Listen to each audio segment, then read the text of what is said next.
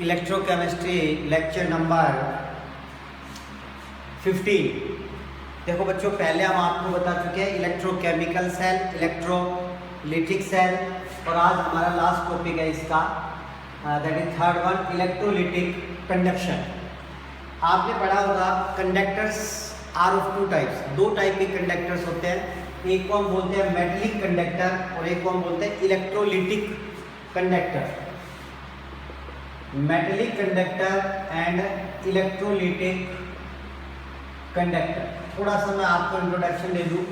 Metallic conductor में जो flow of current है that is due to the flow of electrons होता है। किसके कारण होता है? मेटलिक कंडक्टर में flow of current is due to the flow of electrons. Metallic conductor की अगर हम बात करें, मेटलिक कंडक्टर में फ्लो ऑफ करंट किसके कारण होता है? Electrons. Second point, metallic conductor में जब करंट फ्लो करता है तो उसमें कोई डिकम्पोजिशन नहीं होता, no decomposition of the substance takes place. Third point, देखो जब किसी कंडक्टर में से करंट फ्लो कर रहा है तो कंडक्टर की एक इंटरनल प्रॉपर्टी होती है जो अपोज करती है किसका? फ्लो ऑफ करंट का, and that property is known as resistance. उस प्रॉपर्टी को हम क्या कहते हैं? रेजिस्टेंस।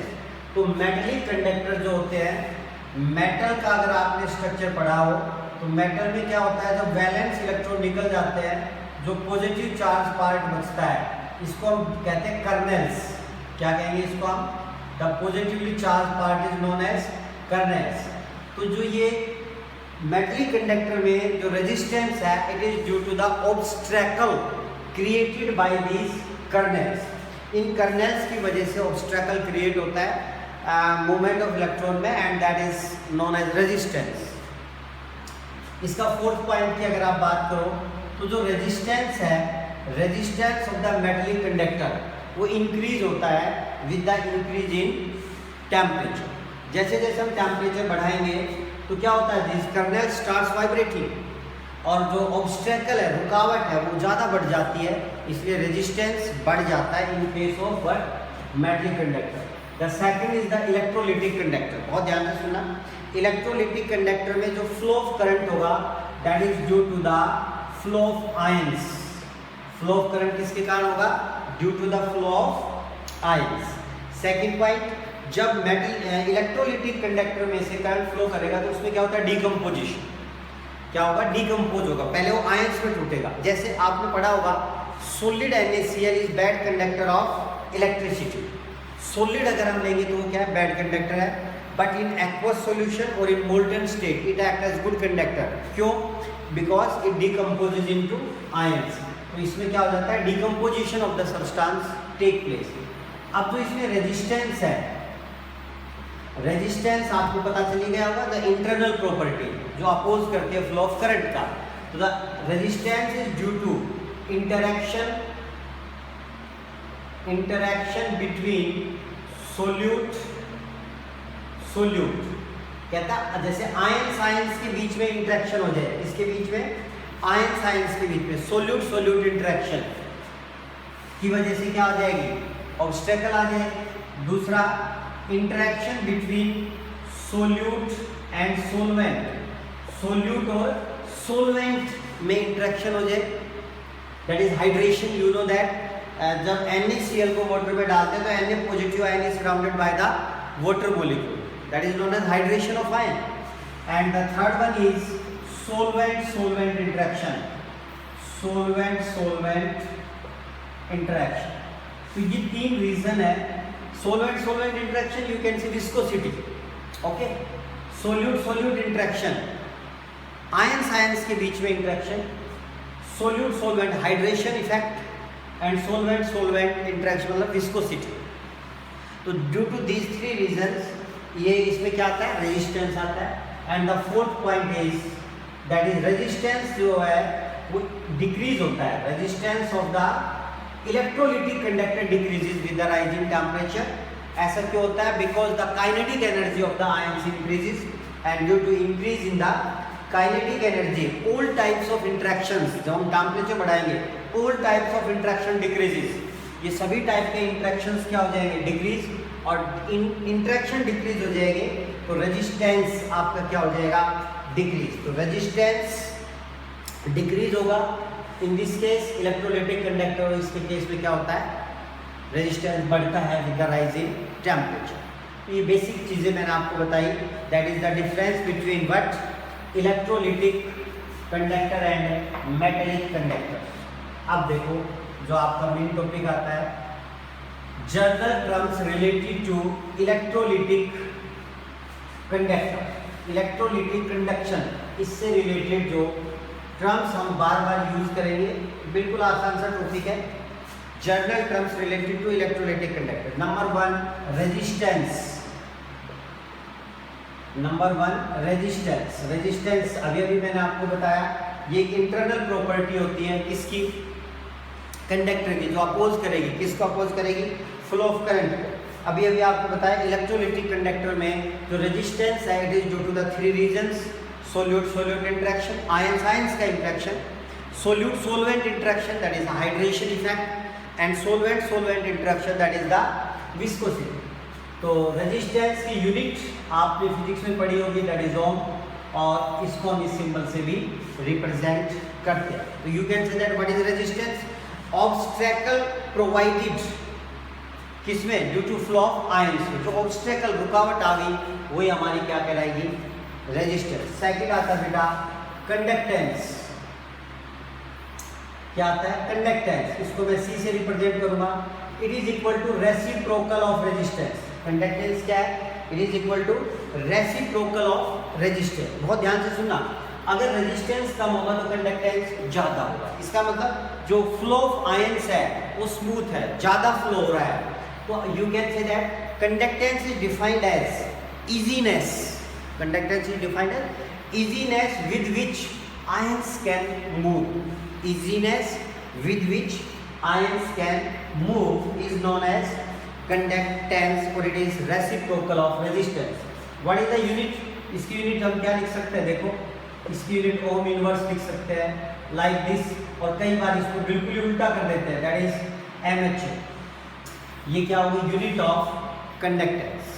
नेक्स्ट आपका आता है स्पेसिफिक रेजिस्टेंस, थर्ड टर्म है बेटा specific resistance, or you can say that resistivity, specific resistance or resistivity, it is represented by the symbol that is rho। हम इसको किससे रिप्रेजेंट करेंगे, रो से। ये आपने देखो फिजिक्स में भी अब पढ़ा हुआ है, resistance is directly proportional to the length and inversely proportional to the area of cross section. इसको अगर मैं कंबाइन कर दूं तो R is equal to this, proportionality को हटाने के लिए हमने एक कांस्टेंट रख दिया दैट इज रो। ये क्या हुआ आपका, R is equal to rho L by A। This rho is known as specific resistance और रेजिस्टिविटी, स्पेसिफिक रेजिस्टेंस और रेजिस्टिविटी।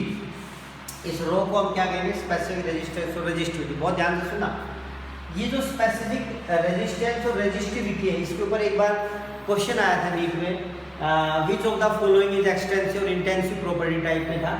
तो ये जो आपकी स्पेसिफिक रेजिस्टेंस और रेजिस्टिविटी है, आप नोट कर लो, it is an intensive property. ये कैसी प्रॉपर्टी है, it is an intensive property. Rho is a constant of proportionality और it is known as specific resistance और रेजिस्टिविटी। ये नोट कर लो बेटा, it is an intensive property. ये कैसी प्रॉपर्टी है, इंटेंसिव प्रॉपर्टी है। I can write it like this, that is rho is equal to R into A by L। बहुत ध्यान से देखना है इसको। What is the unit? अगर आपसे कोई पूछ ले यूनिट क्या होगी इसकी, तो R की यूनिट तुम्हें पता है, that is resistance Om.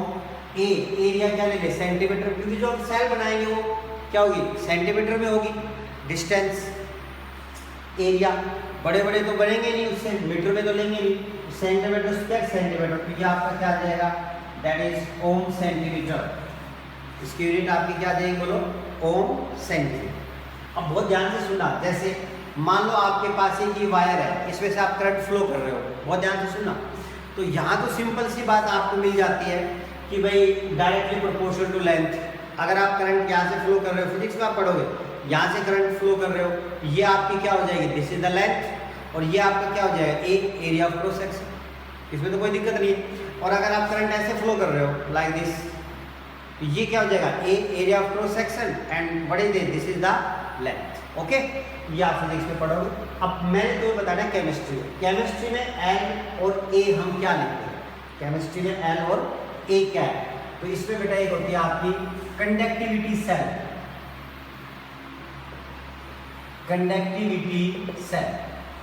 Conductivity cell एक लाइन लिख लो इसके ऊपर आप लोग, the cell in which conductance और conductivity, the cell in which conductance or conductivity of the electrolyte is measured,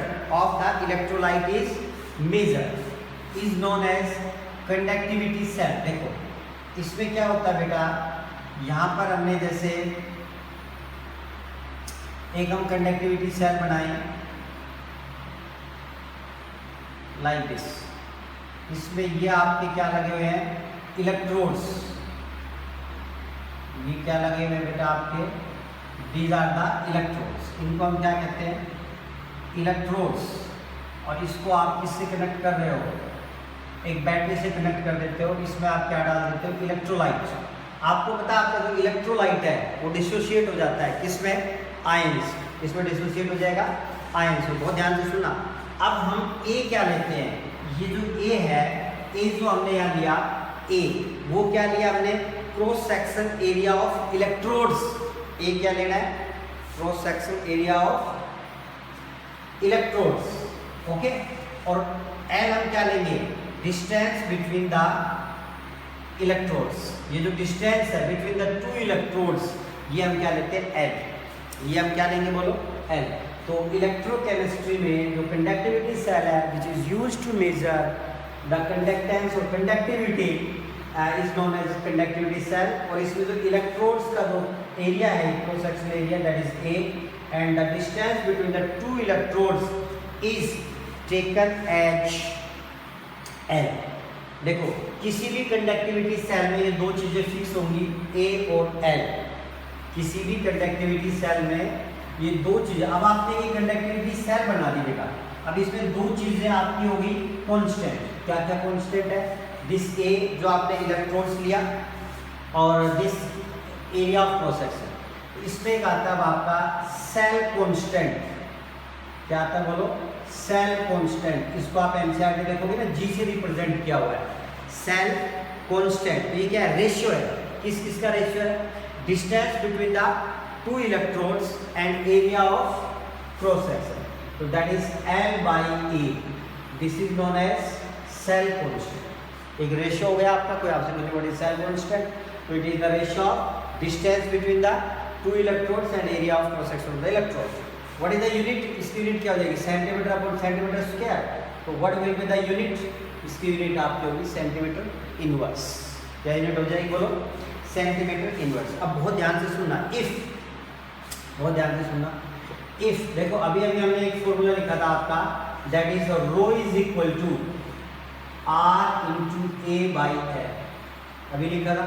और are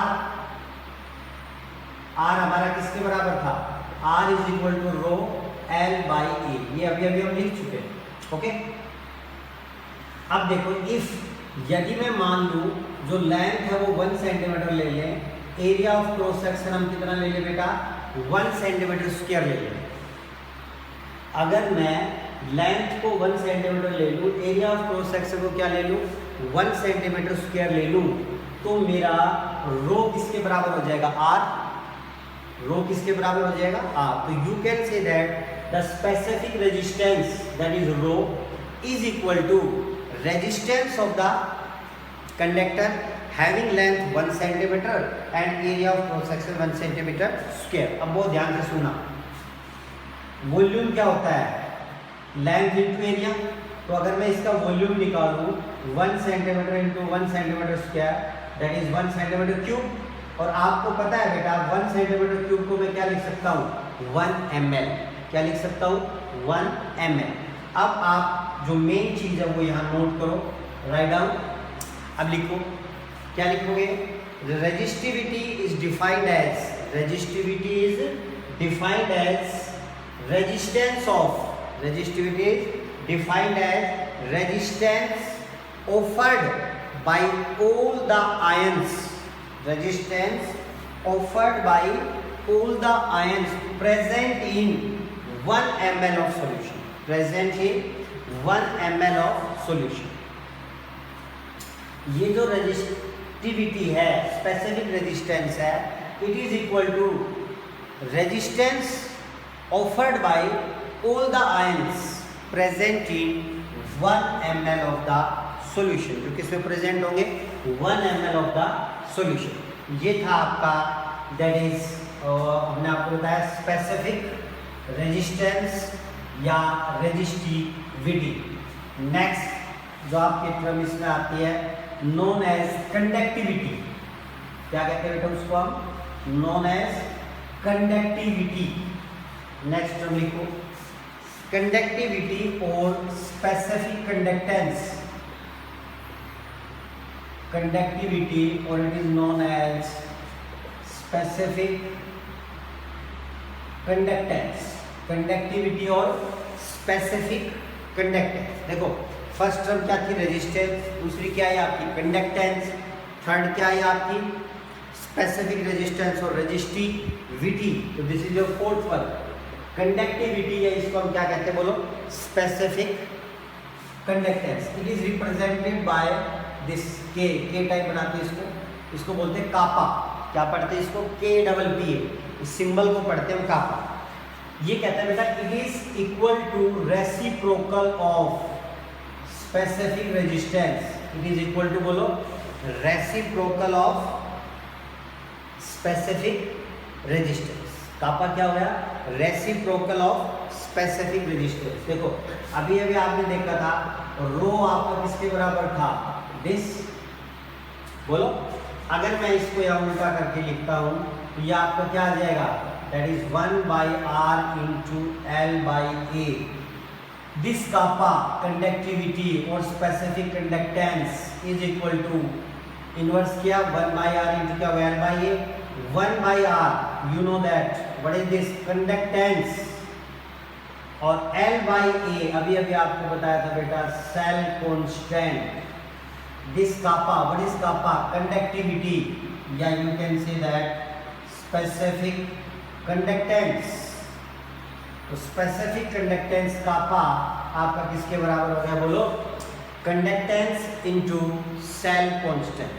conductance into cell constant. बहुत ध्यान से देखना. What is the unit of this kappa? इसकी यूनिट क्या हो जाएगी? 1/r. तो r की यूनिट ऊपर ले जाएगी, क्या जाएगा? Ohm inverse centimetre inverse. बहुत ध्यान से सुनना. This ohm inverse is known as siemens. 1 ohm inverse is equal to 1 Simon. You can write here Simon centimeter inverse. This is the unit of what? Specific conductance or conductivity. Clear? तो देखो बेटा, आप ये भी कह सकते हो, ये जो कंडक्टिविटी है ये क्या कर दूँ मैं आपको? 1 सेंटीमीटर एरिया क्या ले लो? 1 सेंटीमीटर स्क्वायर ले लो. ये आपका कितना हो जाएगा? 1. तो this specific conductance is equal to conductance offered by the solution. और वो सॉल्यूशन का वॉल्यूम कितना होगा? 1 ml. क्योंकि अगर मैं इसको 1 सेंटीमीटर स्क्वायर लेता हूँ तो वॉल्यूम कितना आया था हमारा? 1 ml. तो आप ये भी कह सकते हो स्पेसिफिक कंडक्टेंस क्या है? Is equal to conductance of a solution having volume 1 ml. Okay, उस सॉल्यूशन का वॉल्यूम क्या होगा? 1. तो ये आपकी 4 टर्म्स थी रिलेटेड टू व्हाट? कंडक्टेंस. अब देखो नेक्स्ट आपकी ये 4 टर्म्स तो फिजिक्स में भी पढ़ते हो, लेकिन जो 5th वन है it is for chemistry only. Molar conductivity. क्या पढ़ रहे हैं तो हम आपके लिए? इसको ध्यान से देखना बेटा, इसके ऊपर न्यूमेरिकल्स आते हैं. Molar conductivity. मोलर कंडक्टिविटी इसको रिप्रेजेंट करते हैं लैम्डा एम से. इसे रिप्रेजेंट करेंगे, बोलो, lambda M. Molar conductivity. Molar conductivity. Right down. Conductivity of all the ions produced by 1 mole of the electrolyte. ठीक है, conductivity of all the ions produced by 1 mole of the electrolyte is known as molar conductivity. Okay, molar conductivity, ध्यान से सुना बेटा। Molar conductivity का formula है kappa into we. ध्यान से सुनना ध्यान से, molar conductivity is equal to kappa. Kappa अभी हमें बताया था क्या है, कंडक्टिविटी या स्पेसिफिक कंडक्टेंस इनटू वी। अब देखो ध्यान से, वी क्या है यहाँ पर, वॉल्यूम इन ml। वी को ध्यान से समझो बेटा, वॉल्यूम इन ml। और ये क्या है, वॉल्यूम है उस सॉल्यूशन का, volume of solution having 1 mole of electrolyte. बहुत ध्यान से सुनना, V क्या है, वॉल्यूम इन ml है, ml में लेंगे, और उस सॉल्यूशन का वॉल्यूम है जिसमें 1 मोल कोई इलेक्ट्रोलाइट डिसॉल्व है। Volume of solution having 1 mole of electrolyte. बहुत ध्यान से सुनना, आपको न्यूमेरिकल में वॉल्यूम गिवन नहीं होता, आपको न्यूमेरिकल में वॉल्यूम गिवन नहीं होगा, इसलिए इसको और ध्यान से देखना। तो इसके लिए हम आपको बता रहे हैं रिलेशनशिप, आपको खुद ही करना है, relationship between molarity and volume. Relationship between molarity and volume. आपको न्यूमेरिकल में मोलैरिटी गिवन होगी, आपको न्यूमेरिकल में क्या गिवन होगी, मोलैरिटी। देखो बच्चों, आपको पता है, मैं आपसे कहूँ 1 मोलर सॉल्यूशन, 1 मोलर सॉल्यूशन का मतलब क्या है, 1 mole of electrolyte is present in 1 litre of solution. 1 molar solution का मतलब क्या होगा, 1 mole of electrolyte is present in 1 litre of solution. 2 molar का मतलब क्या होगा, 2 moles of electrolyte are present in 1 litre of solution. तो आप बहुत ध्यान से सुनना, मोलैरिटी का मतलब होता है number of moles present in 1 litre, और 1 लीटर आपको पता है कितना होता है, 1000 सेंटीमीटर क्यूब। ओके, हमने मान लिया 1 मोलर सॉल्यूशन है आपका, तो मोलैरिटी मतलब 1 मोल डिसॉल्व हो गया, m मोलैरिटी मान लिया हमने, कितनी मान ली, m। तो क्या मैं लिख सकता हूँ, देखो बेटो ध्यान से, m मोलर सॉल्यूशन का मतलब हो गया, m molar solution means m moles of solute are present in 1 liter of solution, are present in, बोलो, 1 liter of solution। 1 लीटर का मतलब क्या होता है, 1000 सेंटीमीटर क्यूब। अब बहुत ध्यान से सुनना, m मोल्स अगर प्रेजेंट है तो किस में प्रेजेंट है, 1000 सेंटीमीटर क्यूब ऑफ सॉल्यूशन। 1 मोल, 1 मोल किस में प्रेजेंट हो जाएंगे, 1000 बाई m सेंटीमीटर, इतने सॉल्यूशन में प्रेजेंट हो जाएंगे। और यही सॉल्यूशन आपका क्या है, V क्या है, वॉल्यूम ऑफ सॉल्यूशन है 1 मोल ऑफ इलेक्ट्रोलाइट। तो 1 मोल ऑफ इलेक्ट्रोलाइट के लिए आपका क्या होगा, दिस इज योर V। तो क्या मैं इस फॉर्मूले को ऐसे लिख सकता हूँ बेटा, molarity is equal to kappa into V की जगह मैंने क्या लिख दिया, 1000 बाई m। ये फॉर्मूला आपको यूज करना पड़ेगा। तो मोलर कंडक्टेंस क्या आ गया आपकी, कापा इंटू 1000 बाई m। या आपकी क्या आगे बताओ, मोलर कंडक्टेंस। आई थिंक आपको क्लियर हो गया होगा, 2-3 बार आप चेक कर लेना, देख लेना, आपको अच्छे से याद हो जाएगा। अब क्वेश्चन आता है, what is the unit of molar conductance, what is the unit of molar conductance. बहुत ध्यान से देखना बेटा, यूनिट ऑफ मोलर कंडक्टेंस। अभी आपने 2 मिनट पहले देखी थी यूनिट ऑफ कापा। कापा की जो यूनिट है वो आपकी क्या आई थी, ohm inverse centimetre inverse. Ohm inverse centimetre inverse is the unit of kappa. और मोलैरिटी, मोलैरिटी की यूनिट आपको पता है क्या होती है, मोल पर लीटर। तो मैं लिख सकता हूँ मोल पर सेंटीमीटर क्यूब, क्योंकि हमने वॉल्यूम किस में लिया था, सेंटीमीटर में लिया बेटा। तो देखो यूनिट क्या आएगी आपकी, मोलर कंडक्टेंस की यूनिट। इसको मैं ऊपर ले जाऊंगा तो दिस इज ओम इनवर्स, ये क्या हो जाएगा बेटा, सेंटीमीटर स्क्वायर, और ये क्या हो जाएगा, per mole. This is the unit of molar conductance, ohm inverse centimetre square per mole. Ohm inverse को आप क्या लिखते हो, साइमेन, तो you can write here siemens centimetre square per mole. Ohm inverse को आप ऐसे लिख सकते हो, ओम इनवर्स सेंटीमीटर स्क्वायर पर मोल। ये आपकी क्या हो गई, unit of molar conductance. Unit of बोलो, molar conductance. What is molar conductance, conductance of all the ions conductance of all the ions produced by 1 mole of the electrolyte. Okay, next आपका आता है equivalent conductivity. ध्यान से सुनना, equivalent conductivity, equivalent conductivity, it is represented by lambda E. Okay, लिख लो definition.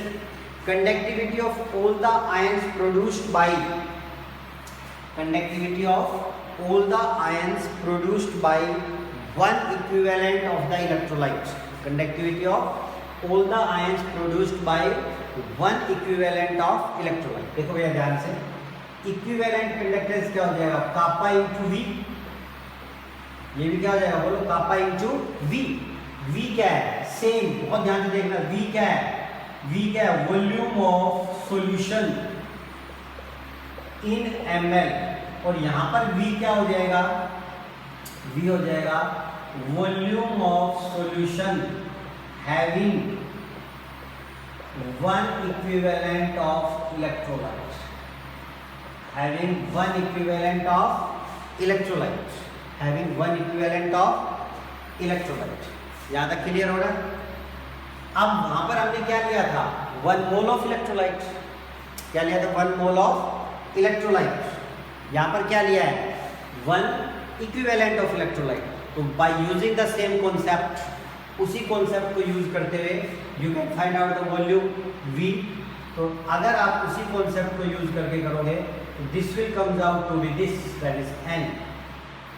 ये क्या आ जाएगा, नॉर्मलिटी।